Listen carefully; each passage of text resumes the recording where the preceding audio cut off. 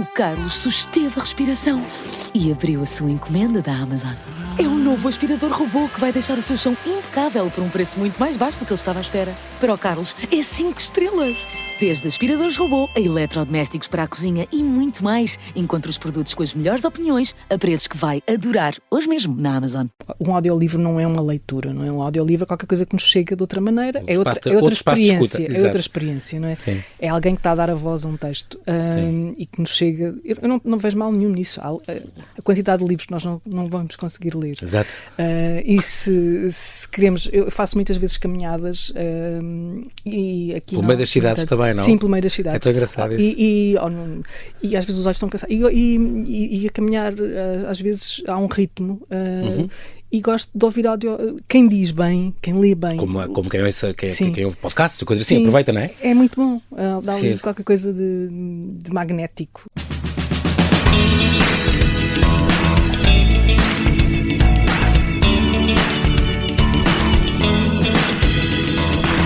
Isabel Lucas é jornalista cultural e crítica literária. Torriense irrequieta, que a leitura sossegava desde os 4 ou 5 anos, é uma mulher intuitiva, trabalhadora, insone e caótica, atrai peripécias, tudo lhe acontece e quase tudo encara com um sorriso.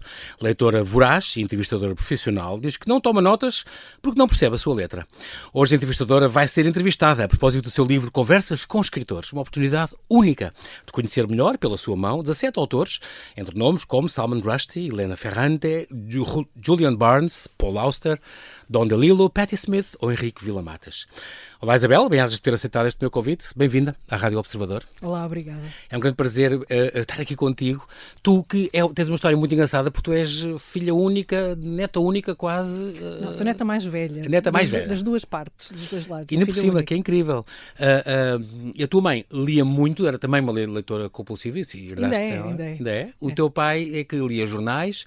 O teu pai, de quem tu sentes muita falta de hoje em dia. Sim. Mas tens uma coisa extraordinária. A mãe dele, a tua avó, uma das tuas avós, Augustas, as duas. Que era a vossa vizinha ali em Torres, e que era analfabeta, porque vivia longe de tudo, como tu dizes, não era nada por ser paupérrima, não era. Mas, e que tinha aquela coisa muito, muito engraçada de não saber ler, mas quando soube que tu estavas na escola... Antes de eu estar na escola, eu aprendi a ler antes de estar na escola, porque estava muito sozinha com elas e aprendi. Mas sim, sou-me a ditar cartas. Exato, a ditar cartas. E depois ela própria nunca teve a curiosidade de aprender a ler também? Ou tu eras a leitora por ela e escrevias tudo? Ela tinha curiosidade, mas ela achava que tinha passado o tempo. Esta coisa meio palerma, não é? Que se incute na cabeça das pessoas. Burro velho não aprende línguas, dirias? Sim, ela dizia muitas vezes isso, mas com alguma ironia. Ela olhava para as letras como se fosse uma espécie de mistério, ela ficava fascinada com aquilo. Ela era assim quase uma figura literária. Assim. Uma personagem, uma protagonista do romance. E ela dizia muitas vezes, um dia has de escrever a minha história. Ela tinha esta coisa assim. Mas eu só tive a noção de que, de facto, a pessoa que me tinha... Sim, a minha mãe e os livros... contaminaram-me com o vício, e meu pai com os jornais e com as notícias nos noticiários na televisão que comentávamos, era eu muito pequenina, nunca me esconderam nada, portanto era uma coisa partilhada, o mundo, comentar o mundo. Mas tive consciência que foi com a minha avó, que não sabia ler, que eu tive a noção do que era editar um texto e lidar com um texto, com o certo e o errado, de escolher a palavra certa. Tu dizes que foi a tua primeira editora? Foi. É extraordinário isso, que a avó dizia, não, e depois obrigava-te a reler lá, para dizer, sim. não, põe mais assim, era ver como soava. Que giro. A oralidade, a importância da oralidade. Se havia repetições, se aquilo estava bem. Ou se eu tinha, e se calhar também para perceber se eu tinha escrito exatamente aquilo que ela tinha ditado, porque ela não tinha maneira de... Depois de ler, conferir. Portanto, não sei se no início ela terá pensado que vamos lá ver se ela está mesmo a fazer aquilo que eu estou a dizer. E é linda esta coisa que tu dizes dos teus pais deram-te livros, as tuas avós deram histórias. Os meus avós, os meus avós todos, sim, eram grandes contadores. À mesa, contavam coisas. Sim. Mas era uma coisa cotidiana. Ninguém se levantava da mesa quando acabava a refeição, continuava-se. Exato. E continuava-se com histórias. Portanto, e eu sendo a única criança durante muito tempo não, depois meus primos foram nascendo, mas era a mais velha e, portanto, aproveitava aquela coisa e gostava imenso daquelas histórias e pedia ao meu pai para me deixar ir aos jantares dos amigos com ele, e eu depois tentava perceber se os amigos não iam dizer aquelas conversas, uns palavrões condições de levar a miúda. Portanto, ele, dependendo do quórum das patuscadas, levava-me ou não. Exato. Sim, e eu adorava ouvir aquelas histórias. Ficaste com muitas histórias, então, te faz lembrar o Miyakoto e o Água Luz, falam-me disso. Nós, por nascer onde nascemos, temos histórias na cabeça, muitas histórias, e que vêm ter connosco as histórias. Sim, aparecem às vezes muito do nada. engraçado. De vez em quando lembro-me de uma coisa que achava que... Como é que eu tive acesso a isso? Sim, aparecem. É uma coisa muito, muito curiosa. Isso, até porque tu não guardas nada, tu fazes os teus trabalhos e não guardas, e é muito curioso. Guardo. Eu tenho uma relação muito, e acho um bocadinho lamentável, mas tem a ver com a minha maneira de ser. Muito pouco... Não arquivo as minhas coisas. É extraordinário. Eu tenho uma relação muito despejada com isso. Mas as coisas muito antigas depois gostas de ver. Às vezes é surpreendente. Há aqui entrevistas que têm 10 anos, faz-te conta. Aí tu... Sim, mas... não é tão antigo como isso? Não é tão antigo quanto isso. O mais engraçado é que uma vez pediram-te coisas, tiveste que ir à hemeroteca à procura. Sim, não tenho. Porque estava publicado num jornal qualquer, tiveste lá a buscar, não me lembro nada do que é que eu fiz. Isso não tenho... Não guardo. É extraordinário. E passei de uma fase muito... Guardava tudo dos outros, guardava os jornais todos, guardava artigos de pessoas que gostava, guardava essas coisas todas. Até que houve uma altura em que com mudanças de casas e não sei o quê, torna-se quase, se eu quiser, é confortável e ninguém vai visitar aquilo, acho que e agora está tudo arquivado, né? Está tudo online, ou está tudo na hemeroteca e portanto passa a ser o meu arquivo, confio nisso. E tu também, como viajante, que és bastante também, e vais pela América, ou como foi pelo Brasil, e vais mexer lá as coisas também, tens aquela coisa do não carregar muito, não ir carregado, não é? Libertar o que não interessa já. Lembro de uma vez uma viagem de Nova Iorque para São Paulo. Eu ia só estar 3 ou 4 dias em São Paulo e estava calor, ao contrário de Nova Iorque estava muito frio, e vinham muitas brasileiras com aquelas malões das compras, não é? Sim. A Nova Iorque fazer compras. Sim. E eu ia, e o rapaz que está a fazer o check-in pergunta pela minha bagagem e eu viro-me e mostro a mochila que tenho às costas e ele diz assim, você voa leve. Voa leve, é muito bom. E a verdade é isto, tu já eras, ao mesmo tempo, és uma pessoa tímida, que é sempre engraçado, e é engraçado esta questão das entrevistas, que uma pessoa expõe-se imenso, o próprio entrevistador expõe-se muito, não é? Mas ao mesmo tempo eras muito irrequieta também, a miúda, não era? A tua mãe mandava-te sossegar com leituras? Sim. Ficava, filha, vai ler. Eu tive uma hepatite com 3 anos, uma coisa assim. Na altura dizia-se que era preciso muito repouso. Então a minha mãe obrigava-me a dormir cestas e que para mim era um horror. E corrompia-me. Dizia que se eu acordasse da cesta eu tinha um livro, ela dava-me um livro, ou dava-me um vestido novo para a boneca, ou qualquer coisa assim do género, que ela tricotava num instante. Fazia assim esse tipo de coisas para me subornar na cesta. Este teu gosto pela leitura... é engraçado que estou a ouvir, gravei conversa com o Alberto Manguel, é exatamente a mesma coisa, em pequenino, aprendeu também pela ler com 4 anos, aquelas manchas, aqueles mistérios, começou a associar e pedia para dizer o que é que isto quer dizer. Eu fui na cozinha das minhas avós. É incrível. Sim. Onde tu estavas muitas vezes. Sim, olhar para os pacotes dos ingredientes e juntar palavras. Há uma farinha palavra... Não, a cucar. Por exemplo, a minha mãe guardou esse papel, não é? Associar. Ou então escrever o nome do meu pai, ela também deu esse papel. Meu pai chamava-se Cássio e eu escrevia Cásio. Estes sons, ia lá, com 3 ou 4 anos, ia copiando letras. Mas foi assim, depois perguntava, dizia que aquelas pessoas estavam ali disponíveis para mim enquanto faziam as suas coisas, as suas tarefas. Eram pessoas que viviam no mundo, no campo. Essa coisa de passares muito tempo na cozinha a ver. Daí também nasceu o teu gosto, que tu adoras culinária, adoras cozinhar, adoras... Sim, gosto muito. Estar à mesa com amigos, isto é tudo coisas da tua infância. Sim, porque acho que as coisas estão relacionadas. A mesa e a cozinha eram espaços de histórias, de partilha, não é? E a partilha tem a ver com tudo, não é? Desde ir à horta buscar as coisas e o caminho para a horta ser a minha avó a contar-me histórias e vir, não sei o quê. Essas coisas, e depois chegar ali à mesa e acompanhar esses trabalhos todos. Eu sempre que vinha uma vizinha velhota, eu instalava-me na cozinha a ouvi-la. Ou seja, ela estava a conversar com a minha avó, com as pessoas e eram... Eu gostava genuinamente de ouvir as histórias, não me metia, não fazia perguntas. Estou-me agora a lembrar do James Salter, tu entrevistaste, não está neste livro, mas tinha 90 anos, na altura em que tu entrevistaste, acabou por morrer um mês depois da entrevista, mas não por isso, que não está... Espero que não por isso. Estava a ler Proust numa paragem, o que é que era? Levou-te para a casa dele e depois tinha uma cozinha maravilhosa que dava para um jardim, aí tu ficaste toda contente. Sim, este homem também liga à gastronomia. Era uma cozinha ele tinha escrito sobre a cozinha e sobre várias... E tem um livro que não está publicado cá, mas está publicado no Brasil, e que ele me ofereceu um original que é um livro muito curioso, que não é um livro de culinária, mas é um livro sobre a cozinha e as várias coisas, desde os utensílios, desde os temperos, o modo de estar à mesa, e ia contando histórias associadas a cada uma destas coisas. E é ilustrado, é um livro muito bonito, de capa dura, e ele ofereceu-me aquele livro. E a cozinha dele era uma espécie de laboratório com aquilo tudo, com tachos de cobre nas paredes, com muitas coisas todas expostas. E depois aberta, a dar para o jardim, é maravilhoso. E a dar para a casa, ou seja, era um espaço muito bonito. Giro. Tu lês muito rápido, tens alguma técnica? Não tens aquelas leituras dinâmicas nem nada dessas coisas que existem que se lê assim a correr, não? A não ser que tenha que preparar uma coisa no instante e numa urgência, não é? Mas não é isso que me fascina na leitura, não é? O que é que, Isabel, o que é que a literatura, a arte da literatura, das letras, tem de tão especial acima de outras artes, tão diferente e tão única? Eu não sei se está acima, não é? A maneira como eu me como eu encaro. A literatura para mim é uma espécie de grande mundo que me leva a outros mundos. E essa imensidão de possibilidades, não é? Eu abrir um livro e não saber exatamente o que é que ele me vai convocar, não é?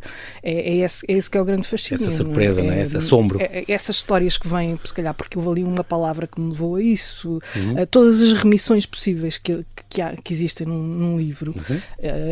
Esse é o grande prazer. É eu estar a ler uma frase e de repente aquilo leva-me para uma vontade de ouvir uma música e eu ponho uma música a tocar. Ou evoca-te memórias. Sim, evoca-me vontades, evoca-me desejos. Reverbera em ti, portanto. É isso, reverbera, essa palavra boa. Tu tratas bem os livros, fazes marginal, por exemplo, ou dobras os cantinhos e coisas, ou és muito respeitadora, livro não se estraga. O que é tratar bem os livros? Eu trato bem os livros da maneira em que os uso, não é? Mas comunicas com eles, pões notinhas, às vezes ponho smiles, se me faz rir. Sublinhas coisas. Sublinho, há frases esquisitas, por exemplo, quando há gralhas ou erros, eu ponho uma bola. Tenho assim técnica. Tenho de ter sempre qualquer coisa, um lápis ou uma caneta. Se eu não tiver um lápis ou uma caneta, não consigo apropriar-me do livro. E vou-me, se não tiver nada, dobro as páginas e escrevo coisas assim, tomo notas. Às vezes depois não percebo nada do que lá está. Mas a história não percebes a tua letra, às vezes? Sim, a minha letra era uma coisa que a minha mãe se orgulhava imenso. A letra da menina. E tive uma professora primária que era daquelas pessoas muito velhotas e que nos obrigava a ter letra bonita e valorizava aquilo. Claro. Não é? A cópia só tinha primária era obrigatório, claro. Só tinha muito bom se a letra tudo tivesse legível e tudo. Exatamente. E, portanto, eu tinha uma letra muito bonita que estraguei completamente e acho que é pela velocidade da escrita. Sim. Mas, portanto, às vezes queres tomar uma nota, ou gravas ou escreves no telemóvel, por exemplo, se eu preciso. Gravo no telemóvel. Uma mensagenzinha para ouvir logo. Sim, e uso muito, ou tiro uma fotografia como mnemónica. Sei que vou lá e lembro-me de qualquer coisa. Tenho uns truques. Acontece abrir um livro para ter ideias, certo? Sim. Bastante. Muitas vezes. Bastante, sim. Tu perguntaste um bocado coisa. Imagina como é que, Isabel, eu sei que tu adoras ler e é também uma cruzada tua, uma coisa importante, as pessoas deviam ler mais. Em Portugal lê-se muito pouco. Alguma medida que tu te lembrasses, ou de algum caso, de algum país, ter alguma medida, para pôr, sobretudo agora estou a pensar nos mais novos, a lerem, que os obrigasse a ler na escola ou na cultura. Não sei de receitas, não é? Eu acho que tem a ver com a descoberta. O que falta aqui?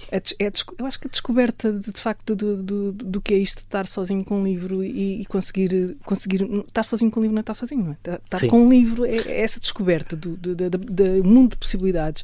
Acho muito engraçado. E, portanto, eu só uns exemplos, eu não tenho receitas nenhumas. Se eu tivesse, claro. Tinha as pessoas mais próximas de mim a ler, e tenho muitas pessoas próximas de gerações mais novas que não leem, ponto. E quando dizem que muitas vezes imitam os mais velhos, isso não é sempre assim. Exato. Mas, quem dera que às vezes fosse, sim, em algumas coisas. Eu dou aulas na universidade a pessoas que querem ser jornalistas. Não é? Comunicação social? Sim. Terceiro ano, mestrado, e muitas dessas pessoas nunca tiveram o contacto com um livro, ou seja, tiveram contacto com partes de livros. Leem capítulos, porque são obrigados a ler. Porque isso é durante o liceu ou durante o secundário, ou mesmo pessoas que no mestrado já passaram por licenciaturas. E por licenciaturas que têm muitas vezes a ver com que não leem os jornais, acham uma coisa, agora com um livro. Com partes de livros. Agora, com um livro inteiro, que é um livro que tem uma narrativa, há uma cadeira, chama-se Unidades Curriculares, estas nomenclaturas novas, onde faço um trabalho com eles, que eles têm que ler um livro. E depois falar dele eu e dou depois... várias hipóteses, eles podem escolher e não sei. E alguns descobrem pela primeira vez essa coisa do princípio, meio e fim, Exatamente. qualquer coisa o que é entrar num território novo. E isso eu fico muito contente, mesmo muito contente, se no final do ano, como acontece, haver 2 ou 3 que me vêm pedir mais livros para ler. Que giro. Sim, é sinal que correu bem e que foram seduzidos. Alguns foram-se dizer, e se calhar é a minha maior alegria no meio disto tudo, é conseguir... É gratificante. Sim, é. Claro que sim. O futuro dos livros, este audiobooks, agora estou a pensar, por exemplo, nesta conversa com o Paul Auster, por exemplo, acho que é ele que diz, sou eu que gravo os meus audiolivros. Sim, ele era muito bom a ler, ele nessa entrevista pegou num livro e leu um certo. Só para... E aquilo está gravado. De facto tem boa voz e tem coisa. Não, é extraordinário, de facto, ele é muito bom a ler. E eu acho que pessoas assim podem dar... Não é mesmo, um audiolivro não é uma leitura, não é um audiolivro, é qualquer coisa que nos chega de outra maneira, é outra experiência, não é? Sim. É alguém que está a dar a voz a um texto e que nos chega, eu não vejo mal nenhum nisso, a quantidade de livros que nós não vamos conseguir ler. Exato. E se queremos, eu faço muitas vezes caminhadas e aqui pelo meio das cidades também, não? Sim, pelo meio das cidades. É tão engraçado isso. E às vezes os olhos estão cansados e a caminhar às vezes há um ritmo e gosto de ouvir áudio, quem diz bem, quem lê bem. Como quem ouve podcasts, coisas assim, aproveita, não é? É muito bom, dá ali qualquer coisa de magnético que nos faz entrar em universos de outra maneira. Não vamos conseguir ler todos os livros do mundo, claro que não. Então vou passar aqui 1 hora com este, que provavelmente não vou pegar, não vou ter tempo, mas é outra maneira. Enquanto caminhas, é engraçado, tu gostas muito de caminhar, é uma coisa que tu dizes que tens esse prazer. E às vezes assim, em passo rápido, estou mesmo a ver-te, passo rápido, pelas cidades, e vais ouvindo aquele rumor e aquelas conversas, os barulhinhos e as coisas, e isso dá-te imenso gozo, é engraçado. É como se fosse o pulsar da cidade, tu sentes captando... isso. Como fizeste em Nova Iorque, como fizeste na Califórnia. Aqui. Vinha para aqui, eu ouço ali uma expressão muito engraçada e tento reter esta coisa, como eu não tomo nota, né? Fico numa espécie de... Não posso esquecer desta frase que acabei de ouvir, agora já me esqueci, porque já falámos aqui de outras coisas. Mas eu gosto disso, acho que isto tem se calhar a ver com um lado de jornalismo, não é? Quando comecei nas redações, mandavam-me daí para a rua e vi com uma história e portanto os sentidos vão todos despertos, não é? Claro. E depois às vezes perguntavam, está aqui como jornalista, o polícia. O polícia, quando eu perdi a carteira, quando eu perdi a carteira, estava a ser jornalista. Isso é sempre de 24 horas, não é? É estranho não perguntarem isso. Eu fiquei a pensar um bocadinho. Mas agora jornalista. Agora vou pôr. Agora estou a ser jornalista. Agora já não estou a ser jornalista. Eu perguntei-te isto do futuro dos livros por causa daquela. Uma vez entrevistei o Carlos Ruiz Zafón, que também dizia isso. O livro, o suporte pode variar muito, pode ser um dia um chip que te metem, mas o download que te fazem diretamente. Mas as histórias vão existir sempre, as histórias é que é o importante. O suporte é relativo. Estou a falar disso por causa do livro em papel, que eu gosto muito. Sim, mas eu também não tenho problema nenhum em ler e-books. Aliás, nestas viagens todas que eu fiz, seria impossível ter trabalhado com livros. Percorrer a América, papel, as geografias dos escritores. Se levasses um saco, tinha ser outra mochila só para os livros. Já estaria condicionada, porque o bom disto tudo é ir estar a um sítio e aquilo lembrar-me de qualquer coisa e ir à procura e encontrar um livro que leva aquilo. Podes fazer search, esta descoberta, descarrego o livro, tenho ali o livro, trabalho o livro, não tenho... Eu nunca fui muito fã e não tinha, e os meus filhos ofereceram-me há uns anos e de facto no verão dá jeito, porque a gente levava outro saco só com livros para ler no verão e agora com isto em qualquer lado, não incomodas com a luz. Não há costas que aguentem. Todos precisamos de histórias, Isabel, e de contadores de histórias. Sim, histórias, acho que as histórias são muito importantes, mas eu também, não sei o que é que ponho em paralelo, que é a linguagem. Eu acho o trabalho de linguagem e a descoberta, as possibilidades da linguagem para tentarem captar sentidos ou qualquer coisa de fascinante. E as duas coisas juntas são muito boas, mas eu gosto muito desse exercício, das possibilidades da linguagem. Acho, e gosto muito de ver que há pessoas que fazem isso de uma maneira, como eu diria, honesta, não estão a fazer, não é fazer figurinha, Estilo, não estamos ali a criar estilo.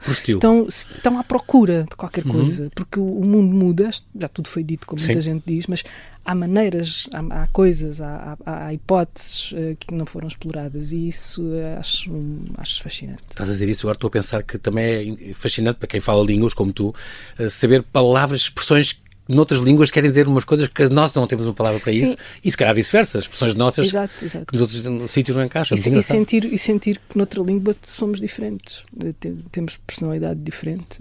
Sim. Eu sinto-me um idiota em muitas línguas, não é que eu não seja muito idiota na minha, mas o tom de voz muda. É curioso perceber como a entoação. Intonation, sim, há uma série de coisas que... fatores, variáveis, não é? Que é importante, de facto. Claro. Isso mostra uma identidade diferente. É uma coisa diferente. Pensas tem... de maneira diferente, não é? Sim. Há quem diga que está há muito tempo imigrado à Inglaterra e passou a sonhar em inglês. É incrível. Sim, e muitas vezes vêm as expressões da primeira vez que as ouvimos, foi aquela expressão, e aquela expressão não é na nossa língua, mas a primeira vez que a ouvimos, e é muito engraçado como é que isso vem. E esta semana estava a entrevistar uma escritora, semana passada, que é alemã, de origem, de língua nativa alemã, mas entretanto passou a comunicar só em inglês, porque casou com inglês e viveu muito tempo em Inglaterra, e vive neste momento em Itália. Portanto, ela ouve em italiano, pensa em inglês e escreve em alemão. É incrível. Sim, portanto, como é que o cérebro se ajusta a estas coisas? Isabel Lucas, nós temos que fazer aqui um brevíssimo intervalo e já voltamos à conversa. Até já. Até já.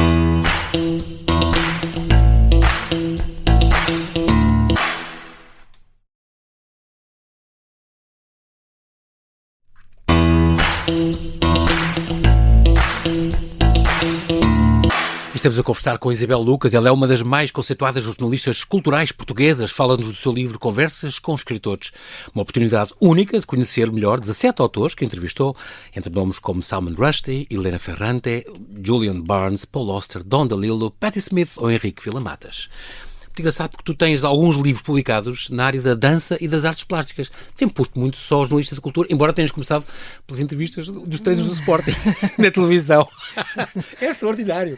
Nem se mesmo Benfica, é estranho. Sou do Benfica, sim. O meu pai era do Sporting e tínhamos grandes guerras. Mas guerras simpáticas. Ele marcava muitos golos contra o Benfica. No sofá.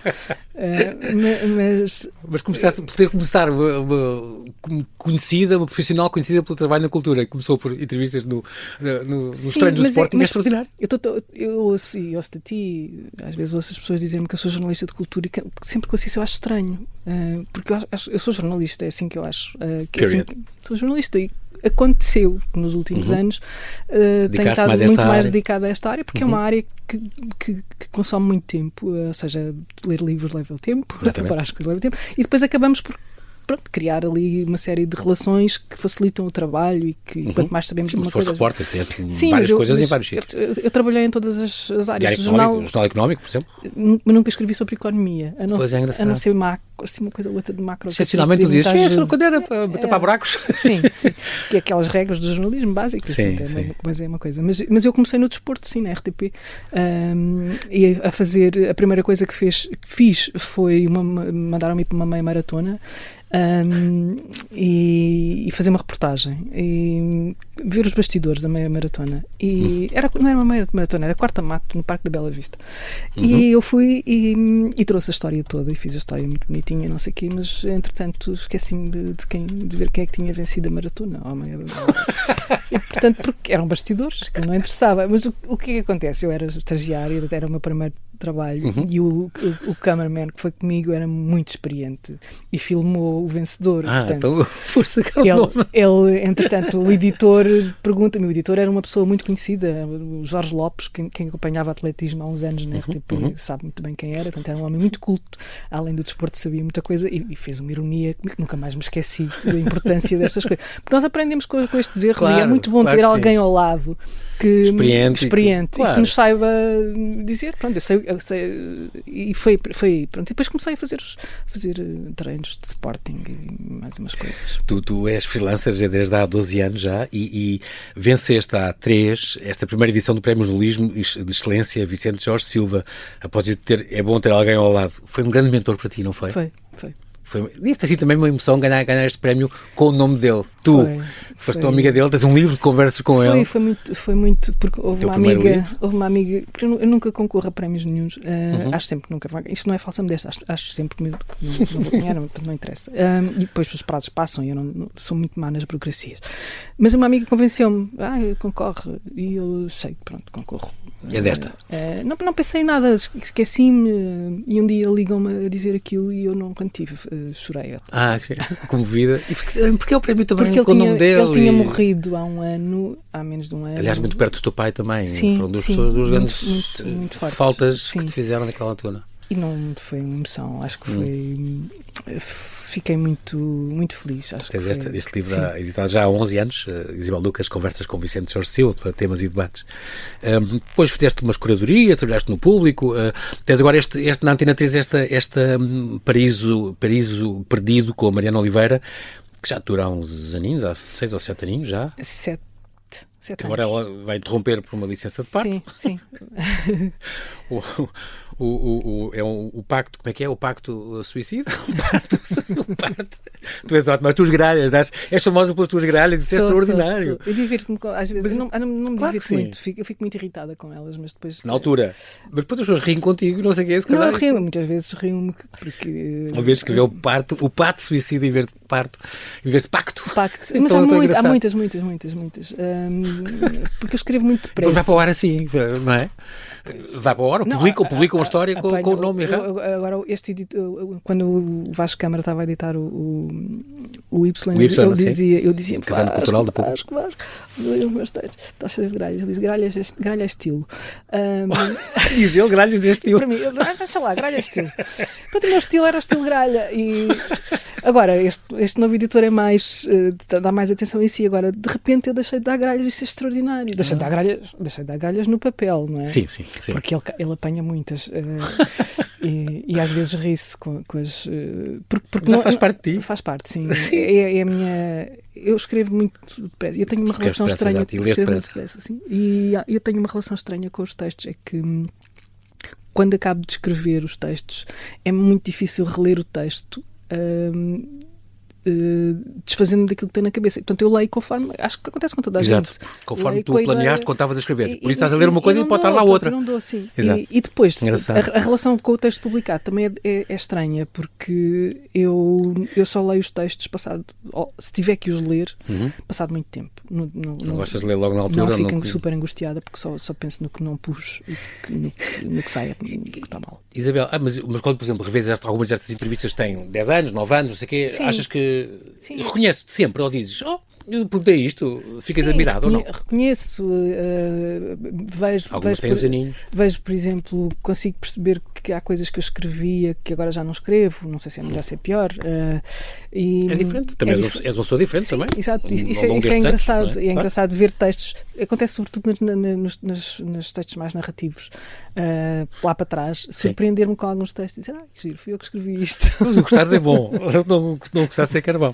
O jornalismo hoje, ou o jornalismo de hoje, Isabel, o que é que tu sentes que faz falta? Por exemplo, os jornalistas de investigação devia haver mais. Hoje em dia eu acho que é tudo tão rápido, tudo tão digital, que as pessoas não param para refletir e pensar. Eu sei que também tens essa cruzada, digamos. É o tempo. Falta de tempo. Esta voragem que nós temos que ser muito rápidos a publicar, seja lá o que for, não é? Dar primeiro que os outros e produzir muito. Estes furos. Produzir muito e fazer muitas coisas como se houvesse um vazio da página em branco. Esta palavra produzir aplicada ao jornalismo. Até nos hospitais existe isso. Sim. Médicos contaram-me aqui, temos que ter X operações por mês, senão a administração chama-nos. O que é que se passa? Porque é que só fez 14 apendicícios? É impressionante. A mesma palavra conteúdo, não é? Conteúdo, lembro-me quando a palavra conteúdo chegou às redações, os jornalistas mais velhos odiavam a palavra conteúdo. E é que é uma coisa que é isto, não é? O conteúdo aplicado. Sim, e eu acho que se calhar estamos todos à procura de como é que podemos ter mais leitores, não só nos livros, mas nos jornais, não é? E nos jornais não falamos em papel, falamos em ler jornalismo, sim. E ler como é que vamos trazer leitores. Eu acho que temos que pensar nisso seriamente, o que é que importa. É o jornalismo rápido no instante a dar muita coisa, a fazer consumo rápido com esta ideia, tweet. Sim, com esta ideia que só se lê as gordas, não é? Ou se vai investir em histórias, e eu tenho muitas vezes essas conversas conversas com os meus alunos, as pessoas mais jovens com quem eu estou, eles não têm uma solução e perguntam-me se há uma solução. Estão muito também preocupados com essa situação, mas eles têm esta ligação também muito conflituosa e ambígua com o jornalismo, não é? Porque eles próprios são os consumidores muito especiais, só leem o que lhes interessa. Nos Estados Unidos também, mais de metade das pessoas só leem pelas redes sociais as notícias. Sim, e chegam lá, mas depois eles dizem-me que são capazes, eles não leem um site de jornal como nós, ou como muitos de nós, não é? Que abrem a página, abrem e vão. Eles chegam através normalmente do TikTok ou do Instagram. Exatamente. Mas depois são capazes, se aquilo lhes interessa, de ir atrás e querer ler uma coisa e aprofundar. E isso há esse interesse. Agora, o jornalismo tem que ser jornalismo, não é? Podemos reinventar a maneira de o dar, de contar, mas eu acho que continua a ter que fazer sentido pela profundidade e pelo pensamento, não é? O teu modus operandi é muito engraçado. Tu dizes, sou muito caótica, não planeio, não faço listas, não faço esboços. Já fizeste psicoterapia por causa dessa aceleração toda também? Já. Porque isto às vezes é um caos. Tu és muito intuitiva também, não é? Mas foi isso que me disseram quando eu fiz. Não vale a pena fazer planos, não vale a pena. Porque vai correr tudo, não vale a pena. Tu não levas notas, fazes entrevistas, quem me dera. Não levo nada. Quer dizer, preparas bastante também. Levo na cabeça, imagina. Quando muito levas livros dos outros. Sim, às vezes leio citações. Sublinhados, exato. Às vezes leio quer que comentem determinada citação, por exemplo, ou determinada passagem, ou determinada. Mas para o resto vais ao sabor da conversa? Vou. E porque há duas razões para isso. A coisa de não entender a minha letra já se tornou quase uma piada, mas é verdade, eu não entendo a minha letra. Quando é super rápido, claro, como podias ser médica. Vejo, seria, se calhar, olha, a minha avó teria gostado bastante para voltar a ela. As minhas avós. Mas outra coisa é, eu preciso olhar para a pessoa. E se eu tiver preocupado em olhar para um papel, olhar para umas notas, eu distraio-me. Parece que não estás concentrada, focada. Eu gosto de estar a olhar para a pessoa e gosto de ver a expressão que a pessoa está a ter. E isso, para mim, é mesmo importante. E se eu tiver uma nota, eu vou estar entre uma coisa e outra. Às vezes é preciso olhar. E é nessas circunstâncias em que eu quero comento uma passagem, tem que dizer a passagem, claro. Portanto eu não aceito cor. És muito intuitiva, acontecem muitos disparates. Sim. És atreita ou desastres. Sim. És uma pessoa que gosta das madrugadas e das noites. És um bocado insone, não é? Sou bastante. E workaholic é uma coisa que já dás um bocadinho em paz com isso, porque de facto tu trabalhas muito, a gente aponta isso, mas não é nenhum insulto, pelo contrário, trabalhas muito e gostas, tens gosto, fazes o que gostas. Ser um bocadinho mais, às vezes penso que no que poderia fazer se fosse menos se tivesse menos disperso. Eu percebo o que estás a dizer, mas ao mesmo tempo caminhas muito, vais rápido, ouves a história do caminhar, de ver o mar, de estar à mesa, de estar, não sei o quê. Eu gosto muito de estar sossegada também. É uma coisa que eu também adoras fazer. Por isso eu acho que tens tempo para isso, não é? Já não saio, entro no escritório de madrugada e saio à noite e não fiz nada interessante, só os trabalhei. Não, tu fazes muitas coisas, estou a ver, dos teus hobbies e coisas, fazes muita coisa entre caminhar, falar com as pessoas, conversar, estar no café, estar não sei o quê. E resolver disparates também. Os disparates me acontecem, que às vezes dão muito trabalho, não é? Mas sim, eu tento olhar para estas coisas de forma com humor. Eu rio muito de mim própria. Pois isso é tão importante. Eu até tinha escrito aqui. Sou muito distraída, gosto muito de fazer coisas que nunca fiz, disseste uma vez. Sim, estava a lembrar-me do Edmund White, também diz isso. Eu estou sempre a escrever, eu sou um funcionário, além de criativo, sou um funcionário, diz ele na tua conversa, na conversa contigo. E é engraçado. Há também umas histórias com a tua porteira. O que é que tem o porteiro do teu prédio tão especial? Ouvi falar que tem. É uma figura. Tudo lhe acontece e tudo te acontece com ela. É uma figura. Do género o quê? Sim, ela é uma figura bizarra. Ela tem tudo ar tudo menos de porteira. Aquele ar que se diz das porteiras. Há uma história muito engraçada. Ela agora, depois dos Covid e confinamentos, está um bocadinho mais recatada e abatida. Mas e tinha sempre uma resposta na ponta da língua. E eu gostava de ouvir as histórias dela, mais uma vez. E depois, esse tempo depois atrai as coisas. E uma vez estava à porta com ela, na porta do prédio, ela estava ali na conversa, e entra um casal. Pergunta dizia que queria falar com a porteira. E ela que não tem ar de porteira? Ela que não tem ar de porteira, diz: a porteira sou eu. E eles disseram: que engraçado, não tem... porque eles disseram: nós estamos aqui para alugar, queríamos alugar uma casa neste prédio, não sei o que, queríamos falar com a porteira. E ela diz: eu sou a porteira. E ele diz: que engraçado, não tem nada de porteira. E ela diz: os senhores não têm nada de ar de quem pode viver neste prédio. É extraordinário. Muito bom. Isto é impagável. E também já ficaste uma vez trancada na tua cozinha, foi isso? Sim. Numa cozinha, é a tua?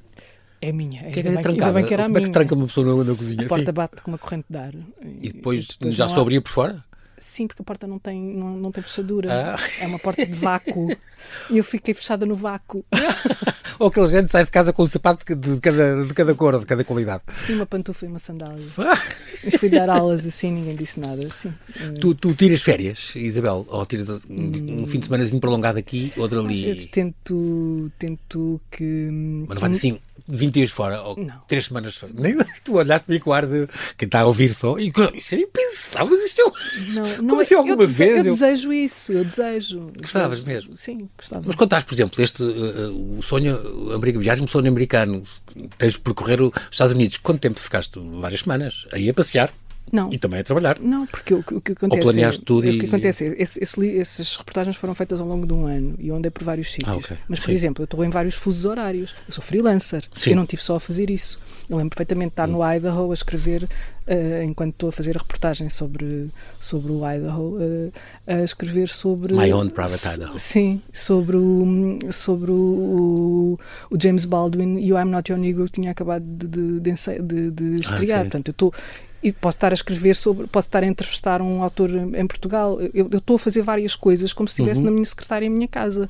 Só que estou em trânsito. Posso estar num avião a escrever um texto, portanto, um texto que eu escrevi sobre quando saiu os diários da Sylvia Plath, ou a biografia de Sylvia Plath. Eu escrevi esse texto enquanto viajava de Nova Iorque para Boston. Estou a fazer várias coisas ao mesmo tempo, portanto, não estou parada a fazer uma coisa. Não é que está parada a fazer uma coisa, já está a fazer uma coisa, mas estou em vários registros. Sim, sempre. Ao mesmo tempo.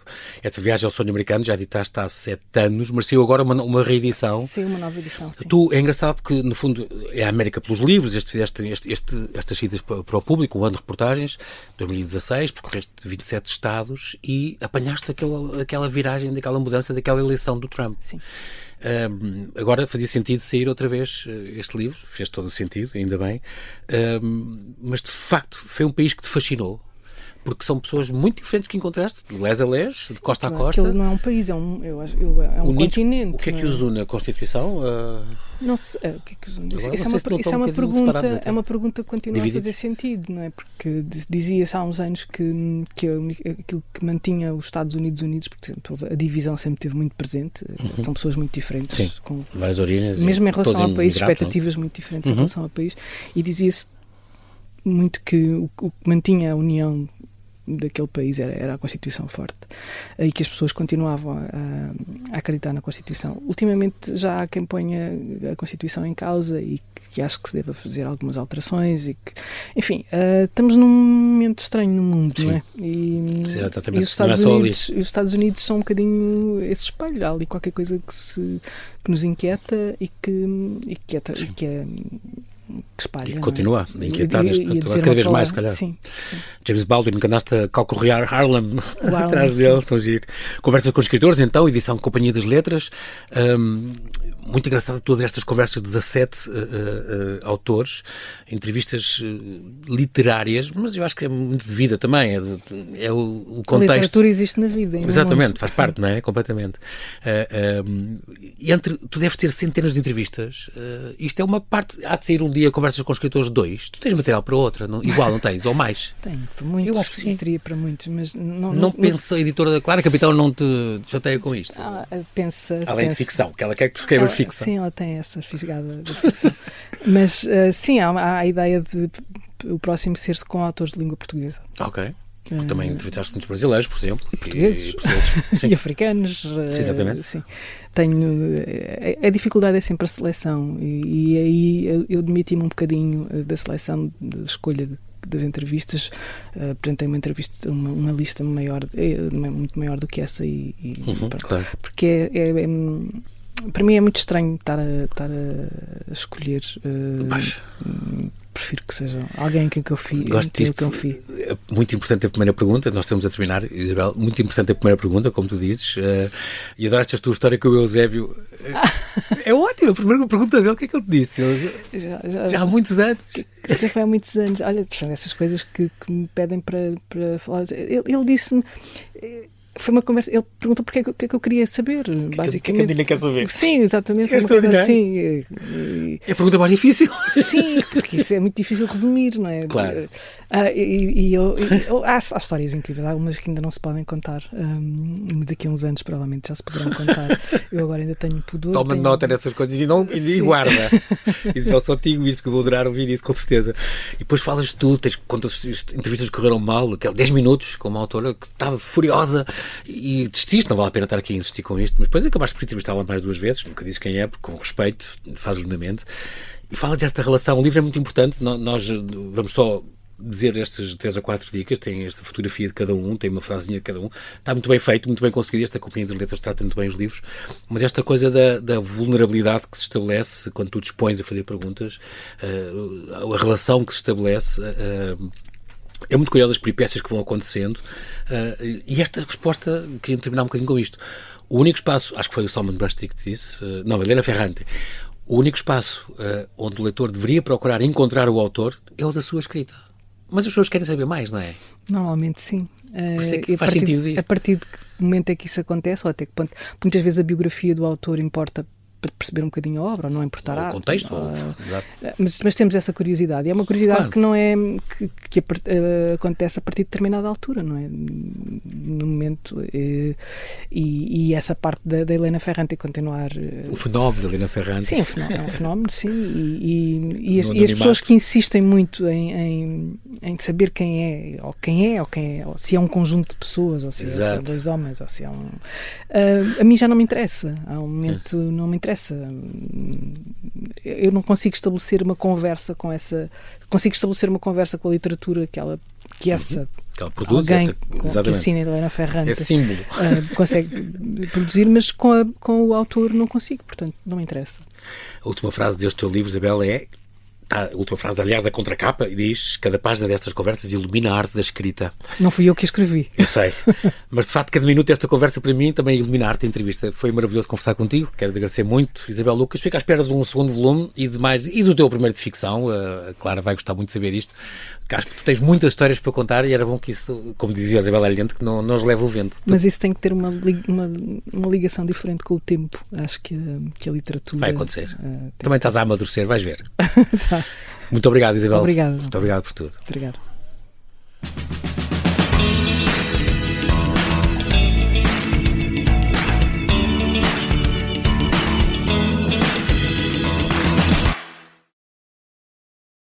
O Carlos susteve a respiração e abriu a sua encomenda da Amazon. É um novo aspirador robô que vai deixar o seu chão impecável por um preço muito mais baixo do que ele estava à espera. Para o Carlos, é 5 estrelas. Desde aspiradores robô a eletrodomésticos para a cozinha e muito mais. Encontre os produtos com as melhores opiniões a preços que vai adorar hoje mesmo na Amazon.